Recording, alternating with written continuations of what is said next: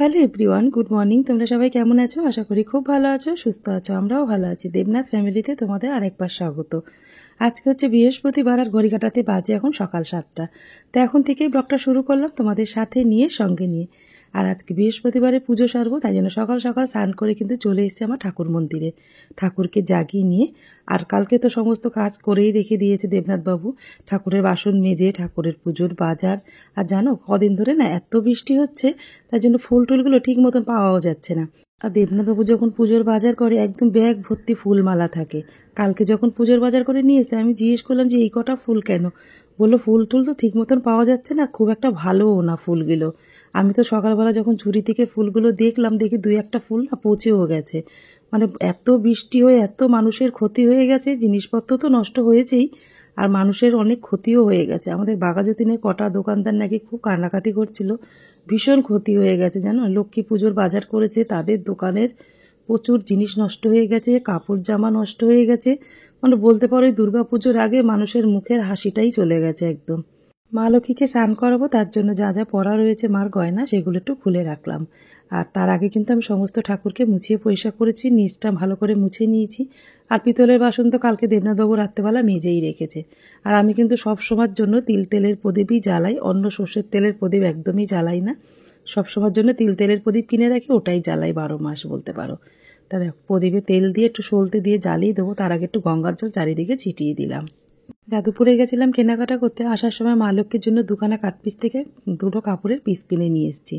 তা একটা তো দোকানে দিয়ে এসেছি চারি সাইডটা একটু সেলাই করার জন্য। চারি সাইড কি বলতো, সিনথেটিক কাপড় তো, হাত দিয়ে সেলাই করতে গেলে সেলাইটা বোঝা যায়, আর সেলাইটা অনেক সময় থাকেও না, টেকসই হয় না আর কি, খুলে যায়। ওই জন্য ওটা দিয়ে এসেছি। আর একটা কিন্তু আমি হাতে করেছি, তোমাদেরকে দেখাচ্ছি, যখন মা লক্ষ্মীকে পরাবো তখন তোমরা দেখতে পাবে। আর একটুখানি সাদা লেসও ছিল, নিচে একটু সাদা লেস লাগিয়ে নিয়েছি। কিন্তু কাপড়টা দেবনাথবাবুকে ধরতে বলেছি, মানে এমনভাবে কেটেছে, মানে কাপড়টা আমি ঠিক মতো মেকআপ করে সেলাইও করতে পারিনি, খুব কষ্ট করে সেলাই করেছি। আজকে মা লক্ষ্মীর স্নানটা তোমাদের সাথে শেয়ার করব। তোমরা অনেকেই বলেছো দেখাতে, আবার অনেকে আপত্তি করো যে মা লক্ষ্মীর স্নান করানো দেখাতে নেই, কিন্তু আমি দেখেছি সব জায়গায় স্নান অভিষেক করানো কিন্তু দেখায়, রাধাকৃষ্ণকে দেখায়, লক্ষ্মী ঠাকুরকে দেখায়। ওই জন্যই তোমাদের সাথে আজকে শেয়ার করলাম। তো দেখো মাকে স্নান করানোর আগে একটু আরতি করে নিলাম, নিয়ে গঙ্গার জল, গোলাপ জল, অঘরু দিয়ে মাকে কিন্তু ওই জলটা দিয়ে স্নান করাবো।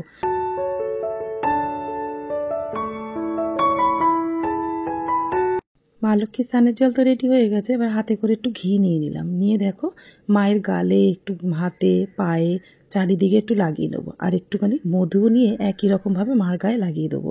দিয়ে আজকে জলের সাথে কিন্তু কিছু মিশিয়ে নিলাম না, আজকে একটুখানি ইচ্ছা হচ্ছে মায়ের হাতগুলো, মুখটা ভালো করে ঘি মধু মাখিয়ে নিই। তা দেখো মাখিয়ে নিয়ে এবার মার চরণে আগে জল দিয়ে মার চরণটা ধুয়ে দেবো, তারপরে কিন্তু জল মাথায় দিয়ে মাকে স্নানটা করিয়ে নেবো।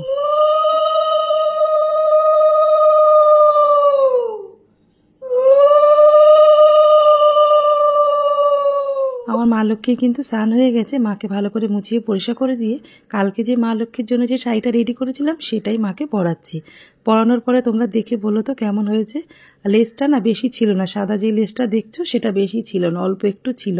তা নিচের দিকটাই হয়েছে, উপরের দিকটা আর হয়নি।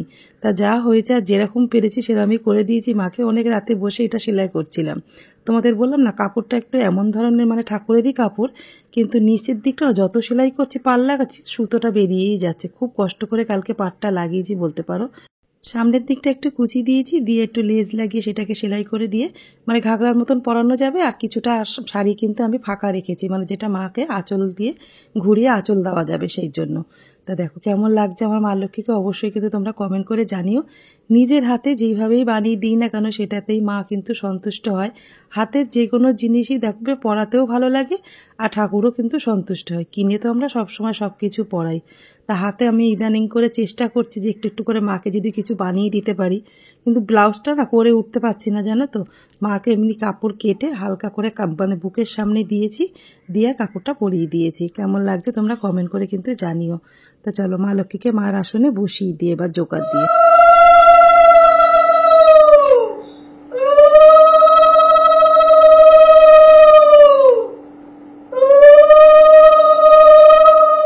মাকে মার জায়গায় বসিয়ে দিয়ে দেখো ফুলমালার মধ্যে আমি গঙ্গার জল, চন্দন সব কিছু রেডি করে নিয়ে ঠাকুরকে এক এক করে সব কিছু পরিয়ে দেবো। আজকে অল্প ফুলমালা রয়েছে তো ওই জন্য আমি ঝুড়ির মধ্যেই রেখেছি, ওটার পুষ্পপত্রের মধ্যে নিলাম না, বেশি নেই, বেশি থাকলে কিন্তু আমি থালার মধ্যে সুন্দর করে সাজিয়ে নিই। মঙ্গলবারের সন্ধ্যাবেলা একটা শর্ট ভিডিও বানিয়েছি, সেটা তোমাদের সাথে পরের দিন শেয়ার করেছি। তা কিছু জামা কাপড় ছিল যেগুলো তোমাদের দেখাইনি, সেগুলো দেখিয়েছিলাম। আর মনার আর আমার জন্য দুটো ফ্রক কিনেছিলাম অনেক দিন আগে, যখন এসেছিল মনা সেই সময়, তখন পরা হয়নি, বললাম আমি একসাথে পরবো, সেগুলো তোমাদের সাথে কিছু কথা আমি শেয়ারও করেছি। তা তার মধ্যে একজন কমেন্ট করে বলেছে কচি খুকি, এই কথাটা যে কেন বলো সত্যিই বুঝতে পারি না। তা মানুষ যদি একসময় যে কোনো অসুবিধার কারণে যদি যে জিনিসপত্র পরতে না পারে, সেটা যখন তার হাজবেন্ড যদি তাকে পরাতে চায় বা কিনে দেয়, যেটা সেই বয়সেই হোক না কেন, তোমাদের কাছে 40-45 বছর বয়সে মানে বিশাল বুড়ি হয়ে যায় সে, তার কোনো শখ আহ্লাদ থাকতে নেই, কোনো ইচ্ছা থাকতে নেই, এটা তোমাদের কথা বলছি। স্বামী যদি আমাকে কিনে দেয় নিজের হাতে করে জিনিসটা এনে আমাকে যদি বলে শম্পা এটা পরো, সেটা তোমরা এরকম ধরনের কমেন্ট করো কেন সত্যিই বুঝতে পারি না। কচি খুকি এই কথাটা কি হট করে কাউকে কিছু বলা যায়? জামা কাপড়টা হচ্ছে নিজস্ব ব্যক্তিগত ব্যাপার, কে কোনটা পরবে না পরবে সেটা তারাই ডিসাইড করবে। কিন্তু আমি এমন কোনো জামা কাপড় পরি না যেটা দেখতে খারাপ লাগে, এমন কোনো উচ্ছৃঙ্খলা জামা কাপড় পরে ভিডিও বানাই নাই যেটা দেখে তোমাদের মনে হবে আমি কচি খুকি। আর আমি কচি খুকি সাজার চেষ্টাও করি না, যেরকম সেরকমই থাকার চেষ্টা করি সবসময়ের জন্য।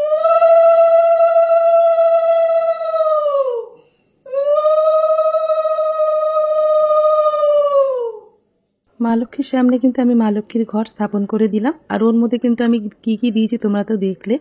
1 টাকার কাঁচা কয়েন ভর্তি কিন্তু প্রত্যেক বৃহস্পতিবারই জলে দিই।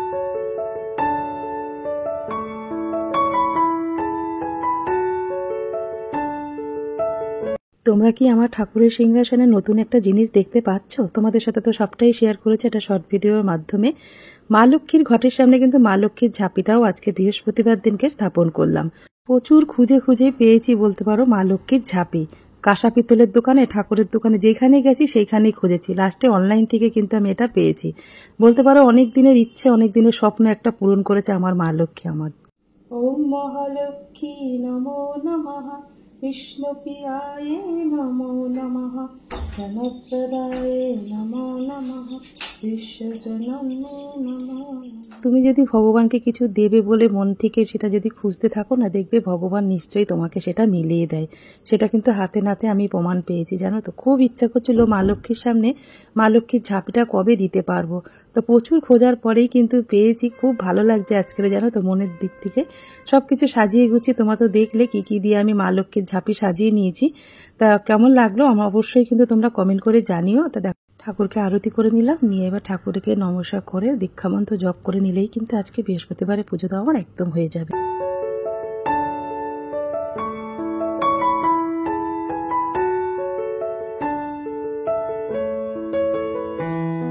বৃহস্পতিবারে পুজো দিয়ে কিন্তু ঘরে চলে এসেছে। আর দেখো ভিজে পুরো স্নান করে ফেলেছে একদম, এত গরম না, ফ্যান বন্ধ করে একদমই থাকা যাচ্ছে না।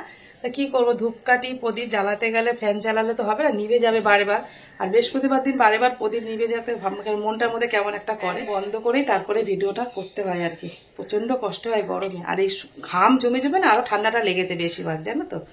তা চলো আমি চেঞ্জ করে নিই, প্রচুর ভিজে গেছি, পুরো সারা গা ভিজে গেছে, শাড়ি ঠাড়ি সব ভিজে গেছে। কেমন লাগবে সবকিছু মিলে অবশ্যই তোমরা কমেন্ট করে জানিও। তা চলো পরে গিয়ে তোমাদের সাথে আবার কথা হচ্ছে। এই দেখো পুরো ভিজে সারা। তা দেখো চেঞ্জ করে চলে এসেছি রান্নাঘরে। রান্না বান্না শুরু করার আগে কিন্তু এই কাজটা আমাকে আগেই গুছিয়ে করে নিতে হবে, কারণ এই কাজটা যদি গুছানো না থাকে কোনো কাজেই কিন্তু মন বসবে না, রান্নাবান্না করতেও একদম ইচ্ছে করবে না। তোমরা তো জানো আমাদের মতন হাউস ওয়াইফরা বেশিরভাগ সময়টা কিন্তু আমাদের রান্নাঘরেই কেটে যায়। রান্নাঘরের ওই জন্য সমস্ত জিনিস যদি গুছানো পরিপাটি হয়ে থাকে, তাহলে দেখবে যেরকম আমাদের রান্না করতে ভালো লাগে।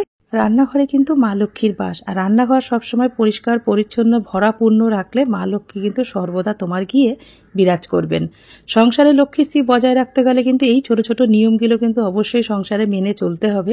তা দেখো সবসময় কিন্তু মশলার ডিব্বে পরিষ্কার পরিচ্ছন্ন রাখতে হবে, আর যেন খালি না থাকে, সবসময় ভরাপূর্ণ রাখতে হবে। তো মশলার ডিব্বে শেষ হয়ে এসেছিল, অল্প করে ছিল, সেগুলো সমস্ত কিছু ঢেলে নিয়ে আমি কিন্তু ভালো করে ধুয়ে মুছে পরিষ্কার করে নিয়েছি। এবার যা যা মশলা আছে সমস্ত কিছু ঢেলে আমি একদম গুছিয়ে রাখবো।